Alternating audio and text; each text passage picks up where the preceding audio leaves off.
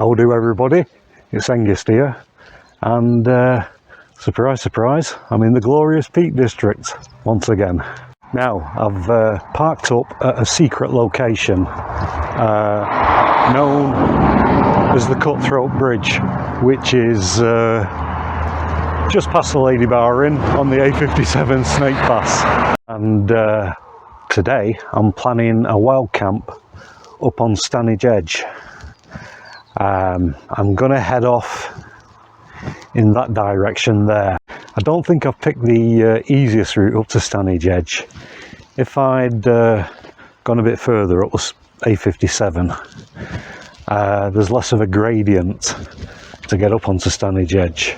But the route that I'm taking that way take me up to Hordron Edge, and then I can follow it around towards Bamford. And there's a route, I think, up the side of Stanage Edge. Anyway, once I get there, I'm going to walk along the edge down to Robin Hood's cave. Right, without further ado, I think I'll plod on that away.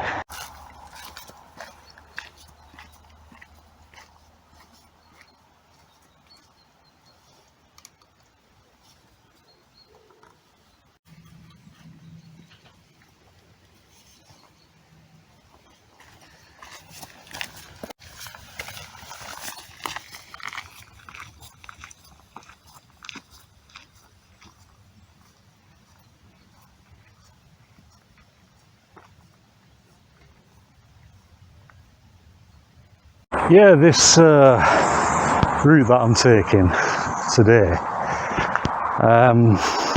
as I said, I could have taken an easier route, but I've kind of been half on this route before. As I said, it takes you up to Hordron Edge, this, and you've got the Seven Sisters stone circle up there, and I've camped there a few times in the past. I think the last Halloween.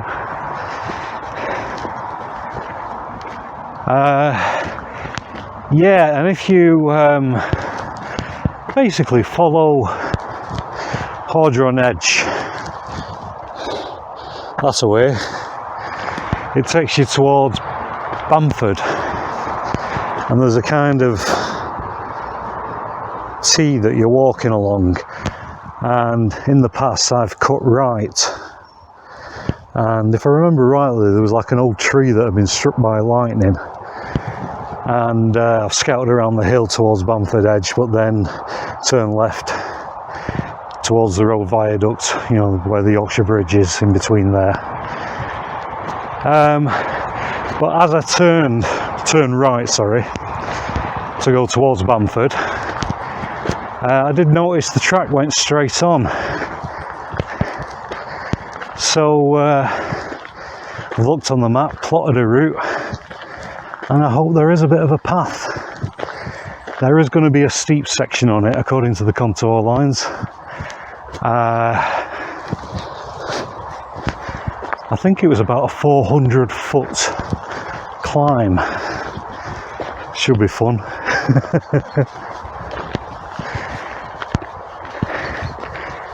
It's a lovely morning. It said it was going to cloud over later. Just show you behind me. Obviously there's the sun, but that is Hordron Edge.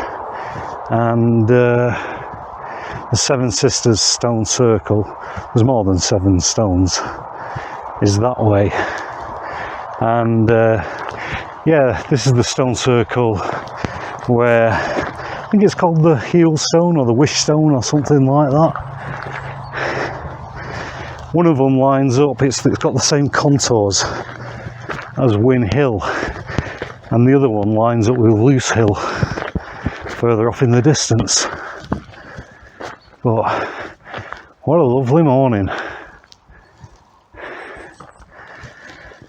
I was supposed to be coming here yesterday, Well, I was supposed to be coming here last week, but I'd ordered a few things and I was at the mercy of the postman. So I kept putting it off, and then yesterday the heavens opened. I thought, there's plenty of that when winter comes. Oh, it's good to get out. Nice that I'm away from that road now where I parked up.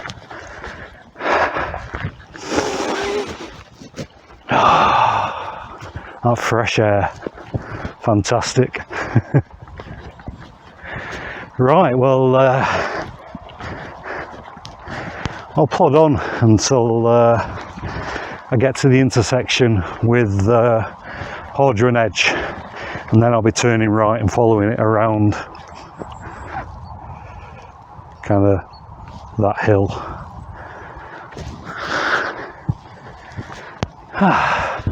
Oh, before I go, you too, there's Win Hill. I was up on top of there a few months back. Yeah, took me Lanshan 1. Anyway, as I said, I'm going to plod on.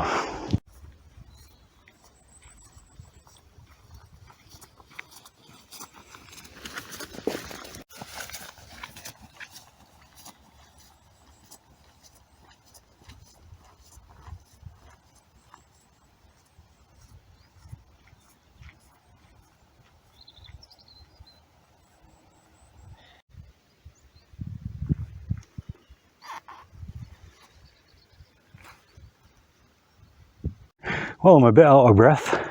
I've just made it up onto that T junction that I was telling you about down there. Yeah, this is Hordron Edge, and that away you've got that stone circle, the Seven Sisters. That's where I've just come from. That way, that's the route that I'm heading. That will, if you turn right eventually, that's where I've been before. That takes you to Bamford. However, I will be heading up there. That's Stanage Edge behind me. As I said, it's easier if I would have started down there, but I'm hoping there's a route that takes me up the face of that. We shall see. Right, now I've got my breath back, I think I'll plod on. Well, so far so good. Following the route that I plotted on the map, I've come to another junction. I've just come from, can't see, the sun's in my eyes, but hopefully you can, just behind me. That way behind me leads towards Bamford, and I'm hoping this path there, that'll get me up onto the top of Stanage Edge, which you can see on the Skyline. Hope it doesn't fizzle out into a sheep track. We shall see. I've had to take my fleece off and stow it in my rucksack. I've broke out the trekking poles as well. I don't know, it just seemed easier than carrying them. I might as well get some use out of them. It's been uphill quite a fair way, but nothing major. That looks behind me like it might entail a few stops to get a breath. I'll put it down to turning around to admire the view. Right, well, this is a lovely morning for it. I'm going to plod on.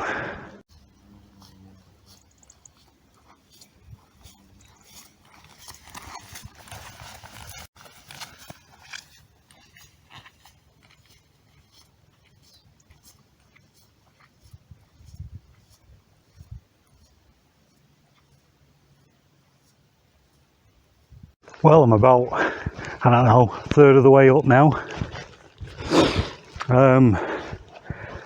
There's a landmark just behind me. That white stick marker in the ground. Something to watch out for if you come up this way. And just beyond those sheep, there's another stick marker. Well, this is a good spot to get out of the wind and have a cuppa.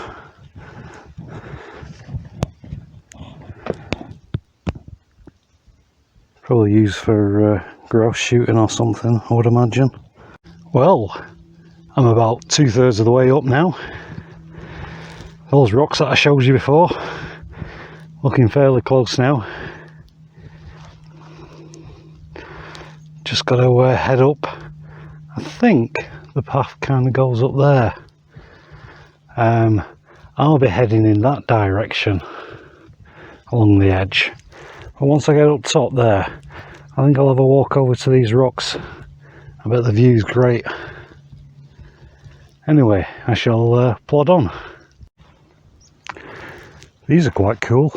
These stone wall type things along the, well, just below the edge.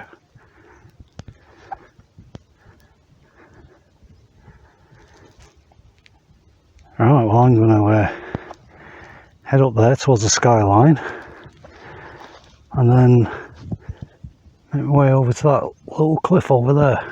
I'll say a little, looks pretty big to me. Right, onwards and upwards. I've made it. I am on the top of Stanage Edge. It was a fair old climb up there. Over my shoulder, that stone structure, that's known as the, I think that's how you pronounce it, Riverland Tunnel sightings. By the sound of it, I would assume it's for a tunnel. Don't know if it's you know, part of the air system. I spotted some people on the Skyline over there. That's where I'm heading, that way. But first, as I said, I want to walk over to these rocks behind me and have a look at the view. Over my shoulder there in the distance, you've got Win Hill. I'm almost at the same height as it. Oh, it's absolutely lovely. Right, well, as I said, I'm going to have a wander over to those rocks before I set off that way. Oh yeah, that's that ledge that I spotted when I was right down there. Oh, I'm going to have to see if I can walk to the edge of it. You can hear some clanging. I'm trying to juggle trekking poles in my other hand.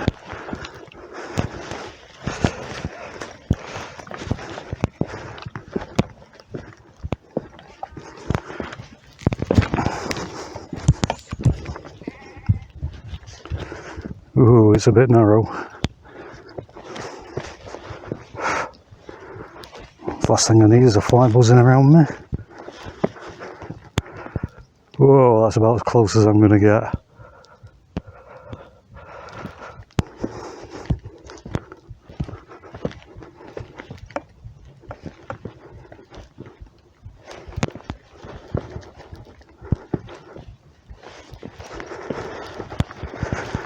Whoa! Tell you what, that made my heart race. Ooh, I was glad to get off it. Right, let's just navigate these few rocks.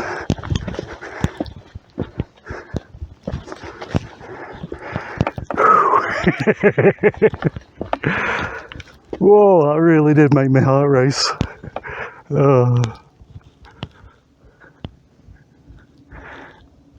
That's about as close as I want to get. Right, let's get back to the path.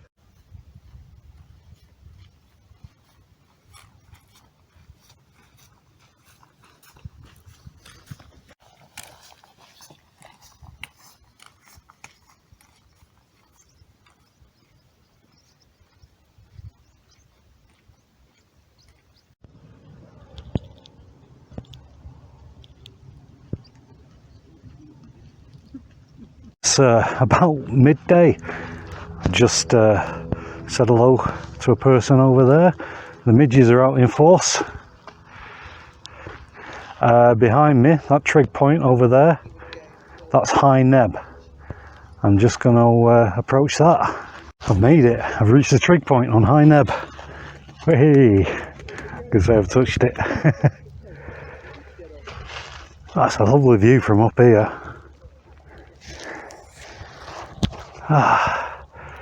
So the midges are out in force. I might have to put a bit more repellent on in a minute, although it's not too bad once you're moving.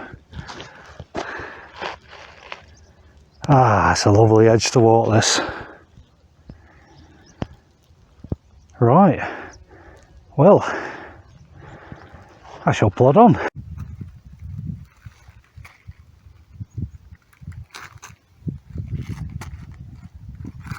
I tell you what, I am really enjoying walking along this edge. I've just stopped because there's a landmark on the way to Robin Hood's cave. This sty here, which I'm about to clamber over. Absolutely lovely. Haven't seen anywhere really to camp at the moment, but well, I have actually, but nowhere that I want to camp. That path down there over my shoulder, this path over the sty intersects with that one down there. You might be able to see it further up. Anyway, over the sty I go.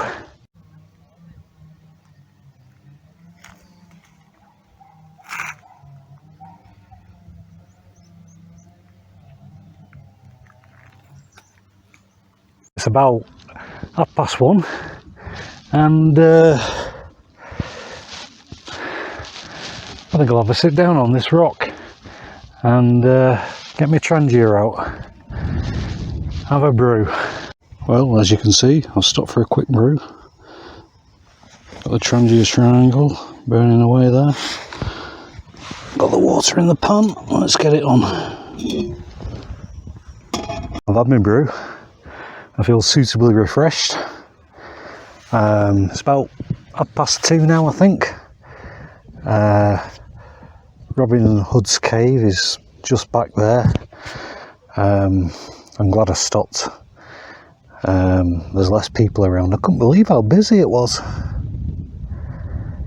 Anyway, as I said, a lot of these people were climbers. I can still hear some clanging. I'm going to get my rucksack back on and have a wander down there and have a look for this Robin Hood's cave. There's Robin Hood's cave. I might try and have a wander over there after. That balcony looks great. Well, this is interesting. A little shelter, double-sided. I'll walk around to the other side.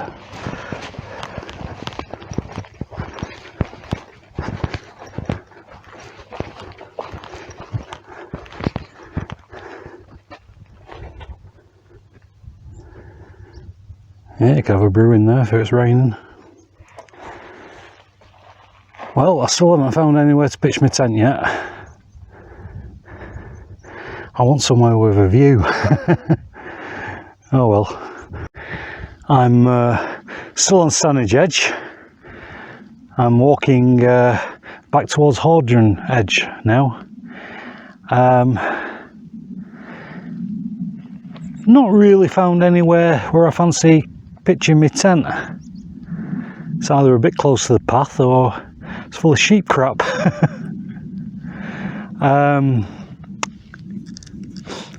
I've got a plan B. I might go down to Hordron Edge and pitch my tent in the Seven Sisters Stone Circle. It's been a while since I've camped there, and I know I'll be able to get a pitch. I've just come down off Stanage Edge and I've dropped down onto Hordron Edge. This is the junction where I disappeared up there to Stanage Edge before. I'm implementing my plan B. Stanage Edge was just boggy, or there were rocks under the ground, or it was too close to the path.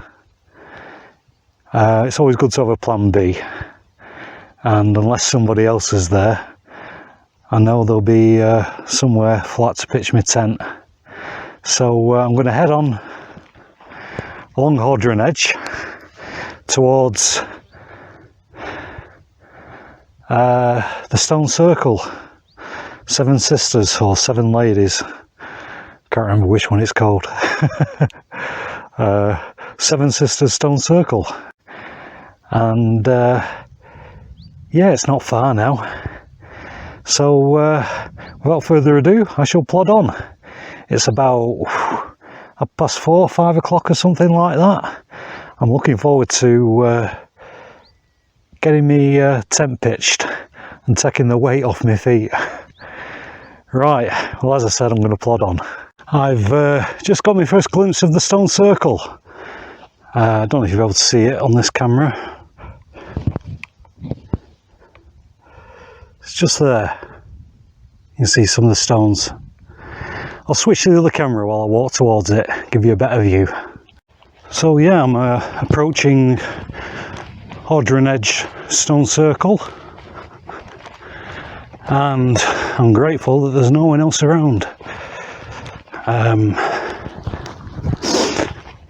Hopefully it won't be too overgrown or too full of sheep crap. I'm expecting sheep crap. There's always sheep crap in the Peak District. But yeah, the last time I camped here, I think I camped twice here last year, the last time being on Halloween.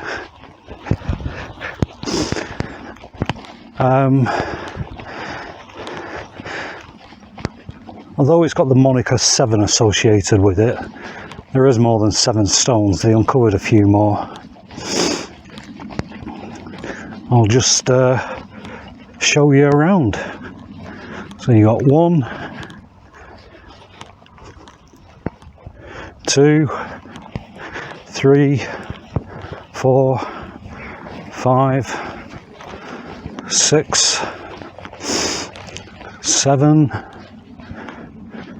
8, 9, 10, 11, 12, 13, 14, 15, 16, 17, 18, 19, 20 and 21.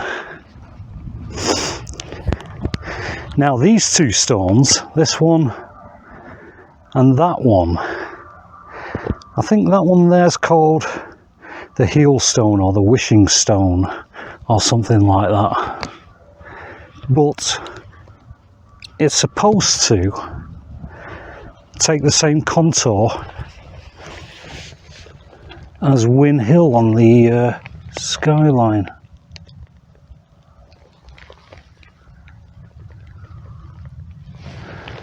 I can't line it up on this camera. And this one is supposed to line up with Loose Hill, just over there on the Skyline. Again, I'm rubbish at lining them up. But yeah, that's what they're supposed to do, these 2 stones. Now, where to pitch my tent? I have in the past just pitched it here.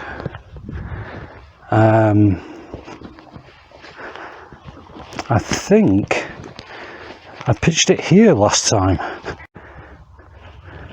mean, I could pitch right here in the centre. Actually, this ain't a bad place.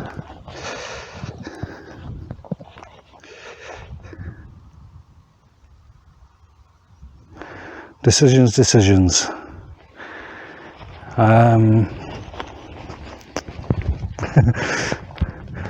Would help if I kept me facing shot. Which way is the wind coming? This way. Oh.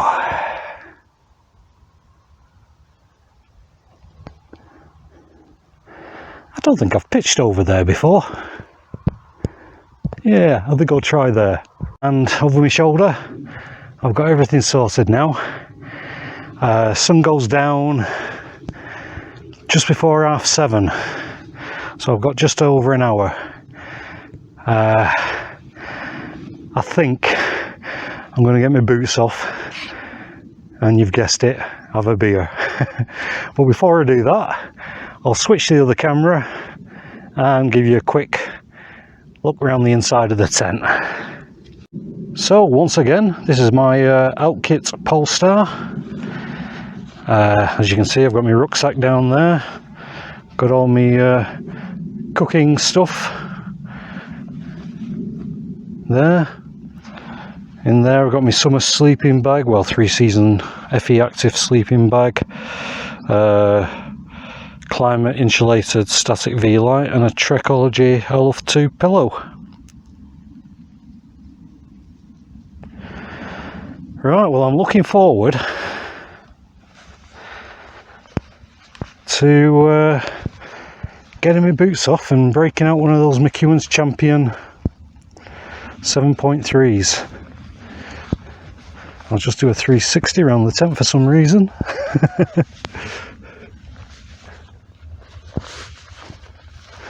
Without managing to trip up over any guidelines. The boots are off.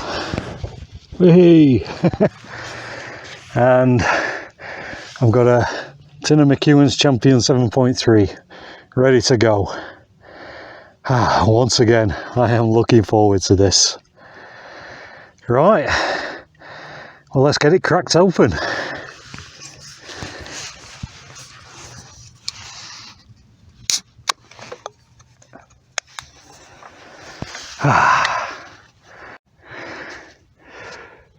Well, cheers everybody. Good health to everybody.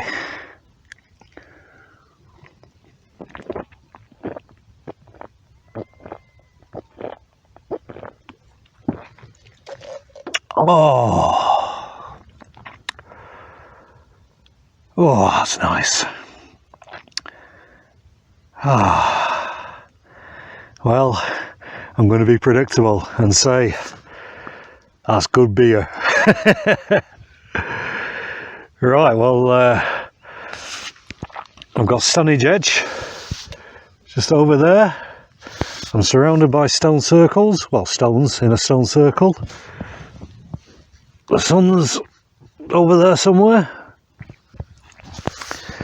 Right, well, I'm going to unwind and relax. Did a few miles today going up Stanage Edge and then coming back. But yeah, as I said, Stanage Edge, lots of people. Places that I checked out that weren't near the path were just boggy. Places that looked a bit secluded right near the edge were just too stony. I got my knife out and stuck it in the ground a few times to test, but it was only going in an inch in some places. So luckily I had this place as a backup, and I don't know what it is about this thing. I don't want to get all mystical, but I always have a really peaceful night's sleep. Don't know, it might be ley lines, or there might be druids casting magic on the place, but there's a certain serenity and calmness to think it's, what, 4,000 years old? I bet it's seen some festivals or religious things or whatever it was. Over there, as I said, you can see Winhill and Lucille, Kinder Scout, Mantor. Right, well, as I said, I'm going to shut up and drink this.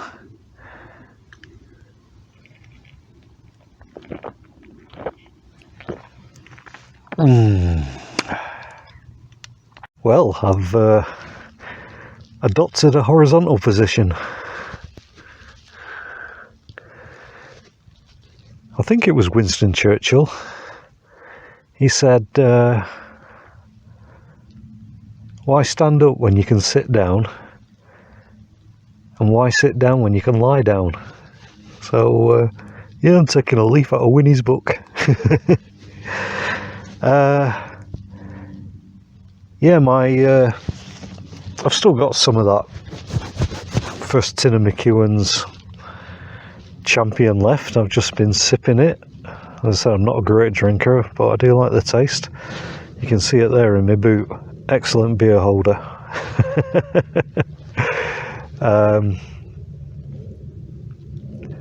Yeah, I've still got another can left. And I don't know if you can see it. Yeah, just there. That little pot is my entire cooking system, minus the fuel. I've recently bought a Trangia triangle, and that's what I brought tonight. You may have seen a glimpse of it when I stopped for a cup of tea earlier on this afternoon. It all fits in that pot. I'll switch to the other camera and unpack it so you can see what I've got inside it.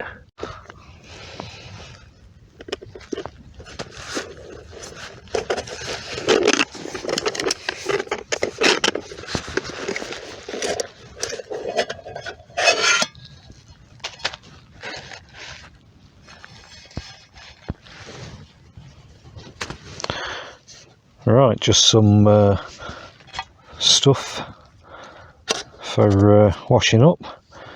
There's my Trangia triangle.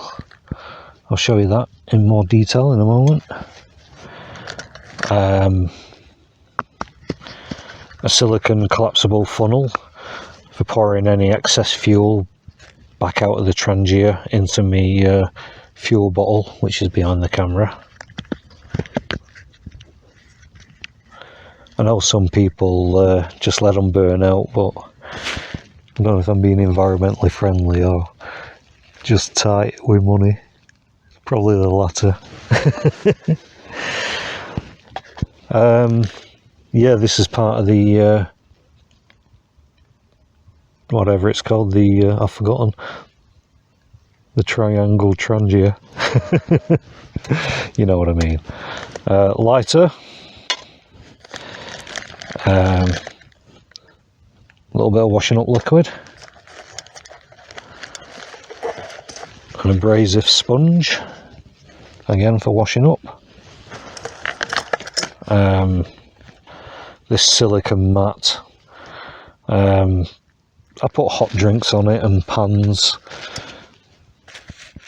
Not only does it insulate it from the ground, but with a ground sheet like this, gives it a bit of protection when you're resting something hot on it. In here I've got my Trangia Spirit burner, and this is a 500 milliliter plastic cup, which I shall be using tomorrow morning when I have a cup of coffee. Already had a tea out of it this afternoon. And finally, a titanium pan. I can't remember the actual size of it. I don't think it's 1 litre. I think it's, might say on here. No. I'm sure it's 0.7. Because I remember when I bought it, I thought, I want it to fit a tin of curry and rice in it. I bought it years ago. Oh, here we go.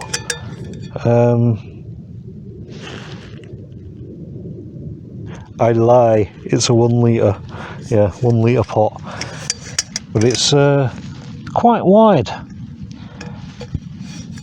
very good for catching the heat. Doesn't concentrate and burn as much. Right, yeah, and I haven't got another yellow bag for, you know, like with the storm cooker, the one that comes with the official Trangia yellow plastic bag. You can actually buy them, I think.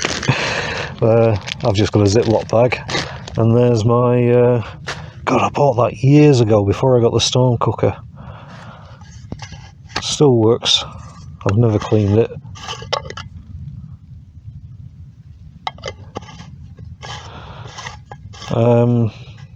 Yeah, I love Trangias.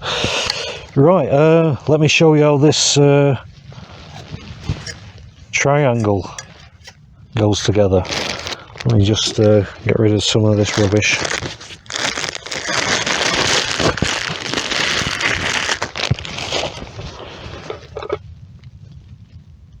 Wonder what that was then. Right, yeah, you get 3 plates, and you can see they've all got these like L-shaped lips at the end, and they've got a slot on the other side. And you just latch them together, put a bit of tension on them,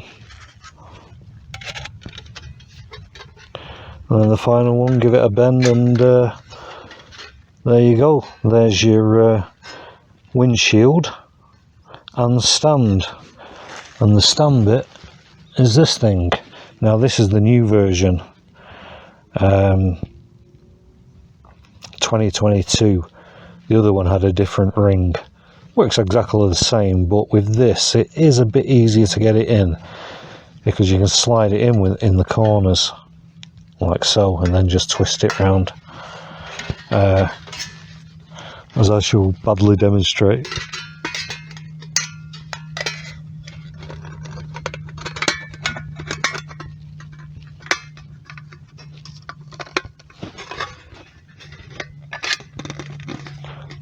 By Jove, I've done it. God, we used to have an ed teacher at, oh God, no, it was primary school. I remember he used to always say that, by Jove. Right, so yeah, that's it. I'll just rest it on here. Let me move that out of the way. I'll just kind of slide it so you can see a bit better. And then, yeah, you get your Trangia.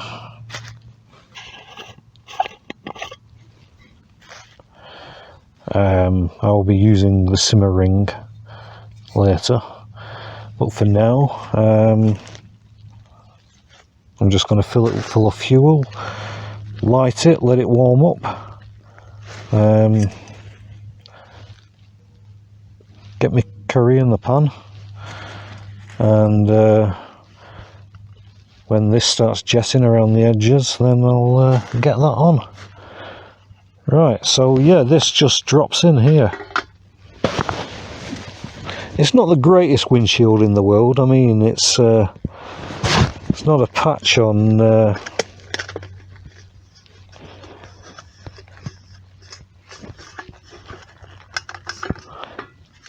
Trangia 27 storm cooker. I mean, that windshield is out of this world.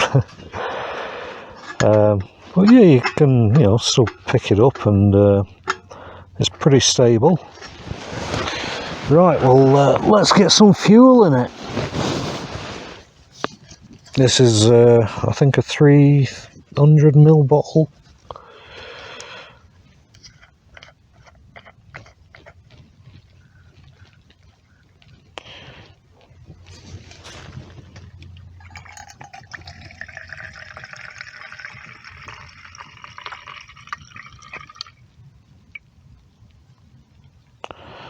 Just let the level go down. Unlike a lot of other spirit burners, Trangias actually have a bit of kind of wick inside them that draws the fuel up into the inner reservoir towards the jet burners.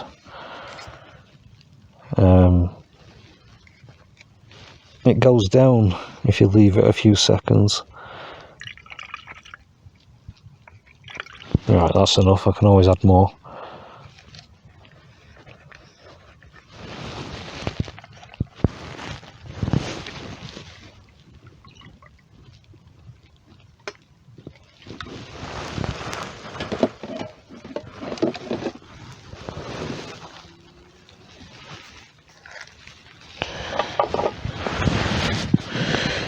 Right, what I'm going to do is I'm going to move this over onto the grass. Well, anyway, let's get the curry going. Cracking little setup. Like I said, I did used to use a stand with a folding windshield, but it was just extra weight. This seems to do the trick pretty well. Obviously in winter time I'll probably, depending on the weather, go back to the storm cooker. I have to put the slip of beer on hold. It's stirring time. Oh, I am such a cook. I reckon another 30 seconds that would have started to burn.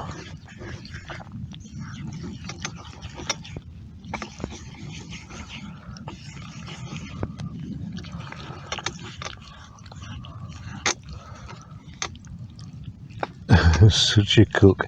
See how he warms up a tin of curry and some rice.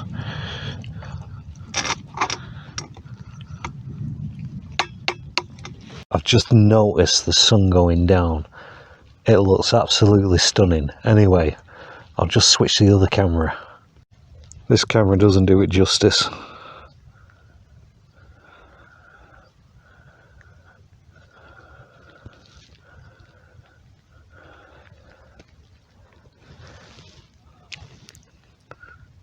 Wow, it goes down so quickly.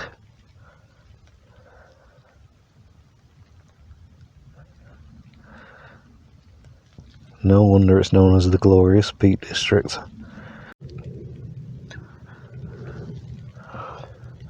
It's like an eclipse this. Every now and then it pops over the top of my camera and blinds me in the eye.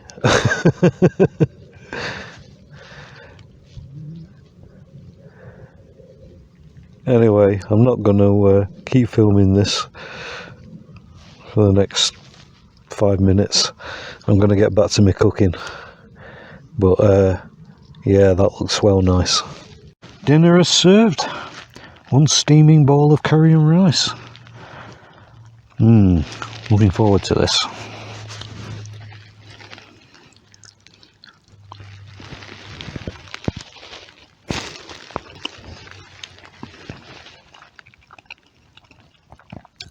Oh, that is so nice.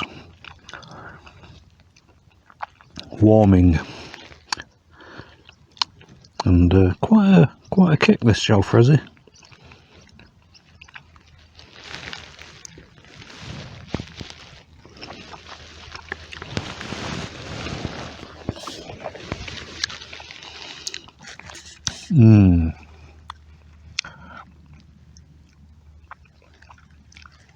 Curry and rice and beer in a 4,000-year-old stone circle. Well, I suppose I could be doing something else tonight.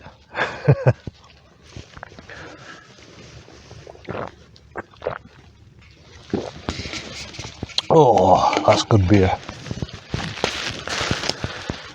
Well, the sun's gone down. I'm gonna eat this. I've got a full stomach. I've still got another tin of McEwen's Champion 7.3 which I haven't opened. But what a beautiful evening. Even though the sun's gone down, you can still see it on my face lighting up. I'll just spin the camera around. I hope I don't cock this up.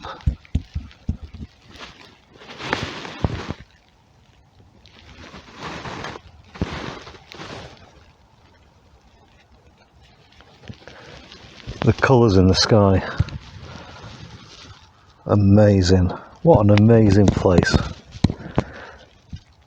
It's funny how things turn out.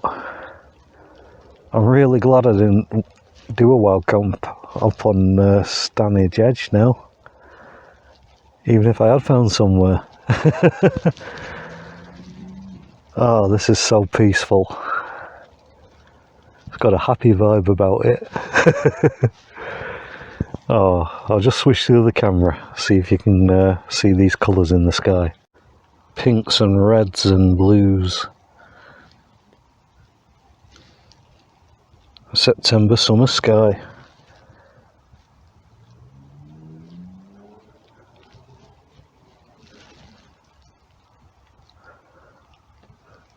There's some sheep over there. Yeah, I'm gonna watch these colours as the dusk approaches, and then hopefully it carries on like this. I should see some great stars. That's the thing about wild camping. You don't get the light pollution. There's no lights anywhere. The stars are so bright. Oh, I hope it doesn't cloud over. There's the moon. Oh, I've been waiting for it to rise from the east above Stanage Edge. Oh, struggling to keep my eyes open. It's approaching 10 o'clock and well, the moon's out. I'm feeling really tired. I didn't get any sleep. Well, yeah, I didn't get any sleep last night. I suppose I was too excited thinking about this. So yeah, I think that's added to me feeling sleepy. Done a fair old walk as well today, up some hills. And also I've got a really nice flat pitch here. I'm right in the centre of this stone circle. Very tranquil and peaceful. I always get a good night's sleep when I sleep here. Right, well, the sun comes up just before 20 to 7. So, I need to start packing away at 7 o'clock-ish, I suppose. Good thing is, rather than being up on Stanage Edge, I'm not far from where I've parked the car, so it'll be a short walk back home. Anyway, I'll see you in the morning. Oh, good morning. It's just gone 7 o'clock.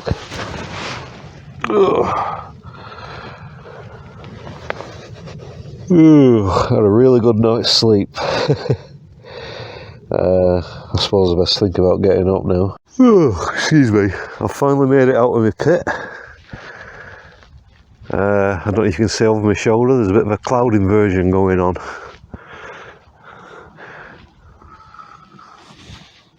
I'll switch it to the camera, give you a better view.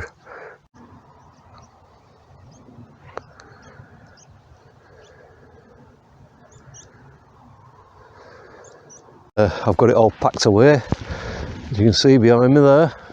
A few bits and bats, Trangia, and I've got a brew on the go there before I set off. But the sun has disappeared. It keeps coming out, like on that hill behind me there. And then these clouds keep rolling in over Stanage Edge.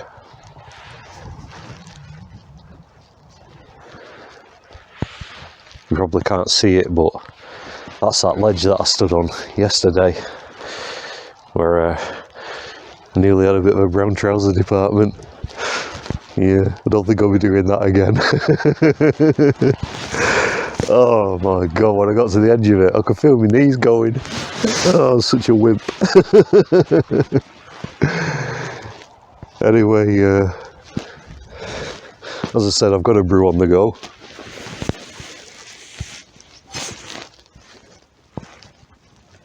Oh, I'll just grab it.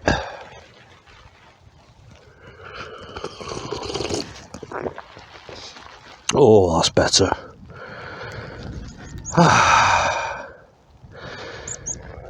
What a wonderful view again to wake up to. Really?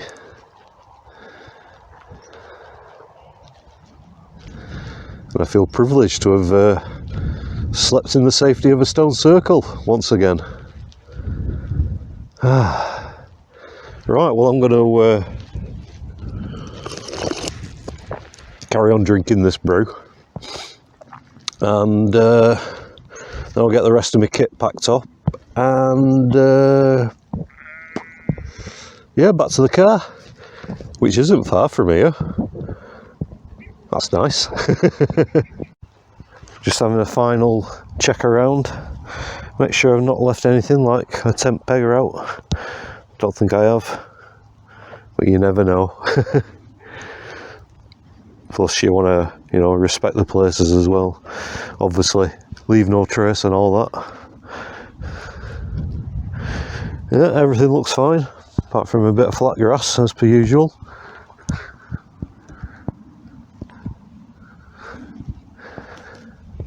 Yeah, it's cleared up a bit now.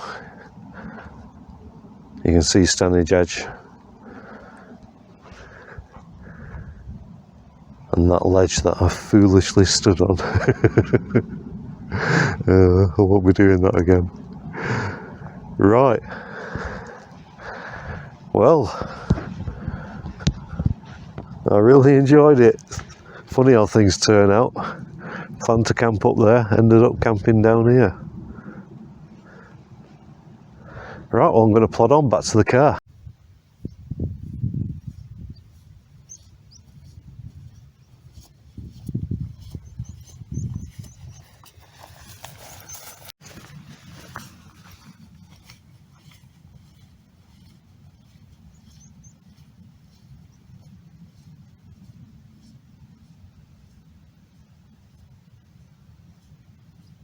Well, here I am, back at the car.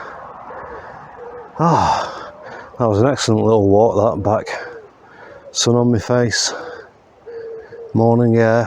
Another excellent wild camp. That was a great little adventure.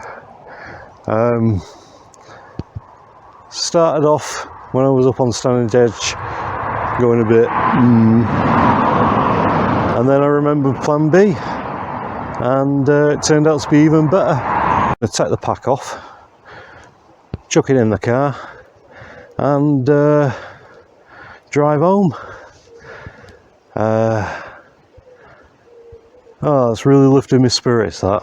I really enjoyed that, and yeah, it's about 9:30 now, so it was 24 hours ago when I set off, when I was talking to you right at the start of this video. So yeah, not a bad little 24-hour plus adventure. And the views from up on Stanage Edge, wow, they were great. Well worth going up there. And where I ended up camping on Hordron Edge at the stone circle. Oh, what a good night's sleep I had. The stars, the sunset, amazing. With the definite risk of repeating myself, if you like this and found it useful, give it a thumbs up. Or if you're new to the channel, consider subscribing. If you've got any comments or questions, feel free to post them. I always answer them. On that note, I'm gonna say cheerio all, and I'll see you again for another Hengist Wild Camps.